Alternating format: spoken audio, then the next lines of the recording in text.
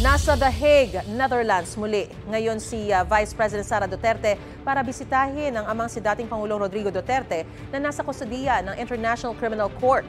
Inalmahan ng bise ang pagtulong ng ating gobyerno sa mga gastusin para sa mga witness ng ICC. May unang balita si Marisol Abduraman.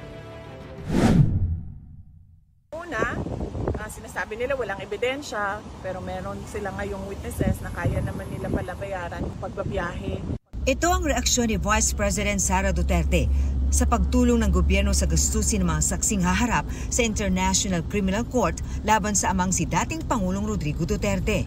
Hinihingan namin ang reaksyon si Justice Secretary Jesus Crispin Remulla, pagaman dati na niyang nilinaw na ang ibibigay lamang ng gobyerno ay yung para sa seguridad ng mga saksi at hindi ang pagbiyahe patungo sa The Hague. Tinanong din ng bise hinggil sa sinabi ni Remulla tungkol sa mga ebidensya laban sa dating Pangulo. Kaya nga umabot sa ICC ito Kasi dito, binura na lahat ng pwedeng burahin para hindi matuloy ang mga kaso. Ang komento dito ng bise. Gawa-gawa talaga na ebidensya. At yung ibang ebidensya nila, meron din tayong ebidensya na kinuha yon by force or intimidation or harassment of individuals. So, makikita din natin yun soon, very soon. Hiningan namin ng pahayag ang Justice Department kaugnay niyan.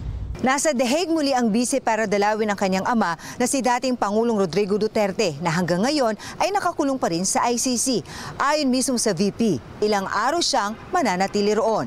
Si PRD, ipa-expound kung ano yung skin and bones, payat siya at sobrang payat niya na hindi niyo pa siya nakita na ganito kapayat. Siguro nakita ko siyang ganito kapayat nung binata pa siya and sa photo.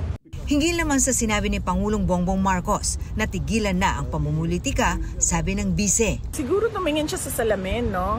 Pag sinasabi niya yung stop na ang pamumulitika kasi sila yung namumulitika. Ang ginagawa lang namin lahat ay sumasagot kami, di ba? Wala naman kaming ginagawang atake. Ang sa amin lahat ay sagot at depensa. So, sila ang tumigil.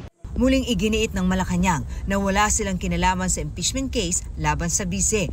Tugon naman ang palasyo sa balak ng defense team ng dating Pangulo na isumiti sa ICC ang report ng Senate Committee on Foreign Relations na nalabag umano ang karapatan ng dating Pangulo nang siya ay arestuhin.